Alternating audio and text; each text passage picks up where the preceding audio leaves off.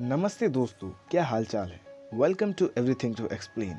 एक न एक दिन तो इस दुनिया का अंत निश्चित है, क्योंकि प्रकृति का नियम है, जिस चीज़ की शुरुआत हुई है उस चीज़ का अंत भी होता है। और एक न एक दिन इंसानियत का भी अंत होगा, चाहे वो 100 साल बाद हो या 1000 साल बाद या 1 करोड़ साल बाद, लेकिन होगी, क्योंकि इससे पहले डायनासोर्स नामक जीव प्लेनेट अर्थ पर राज करते थे। उनका अंत हुआ और ह्यूमैनिटी की शुरुआत हुई। तो आज की वीडियो में हम आपको 5 ऐसे कारण बताएंगे जिससे इंसानी जाति का अंत हो जाएगा, जिनमें से कुछ कारण ऐसे हैं जिसे इंसान खुद क्रिएट कर रहा है, और अगर इसे समय से पहले कंट्रोल कर लिया जाए तो शायद हम बच सकते हैं। लेकिन कुछ ऐसे कारण हैं जिससे बचने के लिए हमें हमारी पृथ्वी को ही छोड़ना पड़ेगा। तो चलिए स्टार्ट करते हैं रीज़न नंबर 1 से, एस्टेरॉयड अटैक।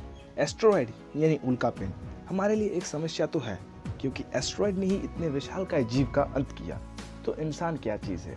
लेकिन इंसान वो कर सकता है जो डायनासोर्स नहीं कर सके। इंसान अपने अस्तित्व को बनाए रखने के लिए दूसरे प्लेनेट पे जा सकता है, लेकिन ये कोई आसान काम नहीं है। समय का क्या भरोसा, कभी भी कोई एस्टेरॉयड आकर पृथ्वी पर टकरा सकता है और हमारा अस्तित्व खत्म हो जाएगा। रीज़न नंबर 2, AI यानी आर्टिफिशियल इंटेलिजेंस। आर्टिफिशियल इंटेलिजेंस मतलब वो कंप्यूटर प्रोग्राम जो खुद से सोच सकता है, बिल्कुल इंसान की तरह। ग्रेट साइंटिस्ट स्टीफन हॉकिंग्स कहते थे कि AI कुड एंड मैनकाइंड। कुछ साइंटिस्ट कहते हैं कि इंसान की इंटेलिजेंस का एक लिमिट होता है, लेकिन AI जितना चाहे उतना इंटेलिजेंट बन सकते हैं। 2017 में एक एक्सपेरिमेंट में जब 2 रोबोट्स को आपस में बात करने दिया गया, तो वो रोबोट्स ने खुद से ही एक लैंग्वेज बना लिया, और ये लैंग्वेज बना सकते हैं तो ये कुछ भी कर सकते हैं।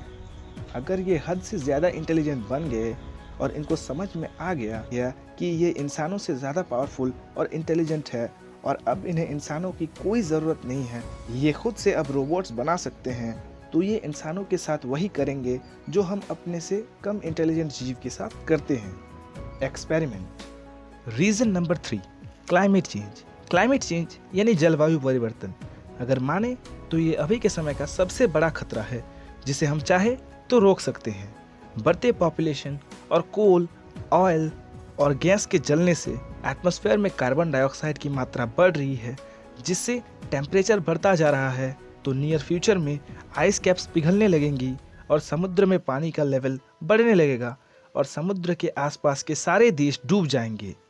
बढ़ते टेम्परेचर के कारण बड़े बड़े जंगल जलकर राख बन जाएंगे और ये पृथ्वी हमारे रहने लायक नहीं रहेगी, और जिसने हमें जन्म दिया हम उसी को तबाह कर देंगे।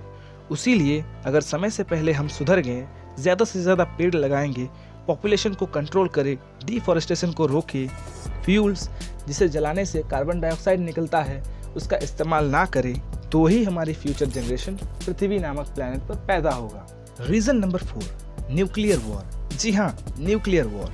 हम अपने पैर पर खुद ही कुल्हाड़ी मार रहे हैं, मतलब हम अपने विनाश को खुद ही डिज़ाइन कर रहे हैं। लेकिन इससे ह्यूमैनिटी का अंत होने के बहुत ही कम चांसेस है। किसी स्पेशल केसेस में ही ये ह्यूमैनिटी का अंत कर पाएगा। हमने इस वीडियो में न्यूक्लियर वॉर को इसीलिए लिया है क्योंकि इससे न्यूक्लियर विंटर हो सकता है, जिसमें न्यूक्लियर बॉम्ब से निकलने वाला धुआं बहुत बड़े बड़े बादल का रूप ले लेता है और पृथ्वी के एवरेज टेम्परेचर को लगभग -25 डिग्री सेल्सियस से भी ज़्यादा गिर जाएगा, और इतने कम टेम्परेचर होने के कारण फसल उगाना तो जैसे नामुमकिन होगा।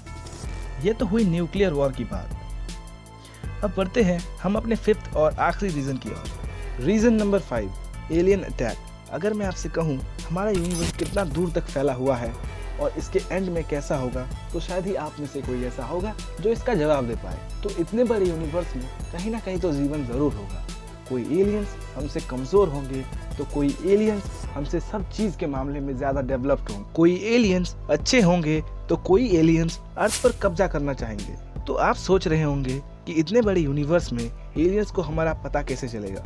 तो उनका काम आसान हम ह्यूमंस ही करते हैं। स्पेस में नियरेस्ट स्टार की ओर रेडियो सिग्नल छोड़कर 1974 में हमने एरिकेबो टेलीस्कोप से मैसियर 13 स्टार डस्टर की ओर ह्यूमंस और अर्थ की बेसिक इंफॉर्मेशन भेजा था, और 1984 में स्थापना हुई थी SETI मतलब search for extra terrestrial intelligence की, और ये स्पेस में कंटिन्यूसली रेडियो सिग्नल भेज के एलियंस को ढूंढता है और अगर ये सिग्नल किसी दुष्ट एलियन को मिलता है और वो हम पर अटैक कर देते हैं, और इसीलिए फिजिसिस्ट स्टीफन हॉकिंग ने SETI को स्पेस में सिग्नल भेजने से मना किया था। तो ये थे कुछ रीजंस जिससे ह्यूमंस को खतरा है।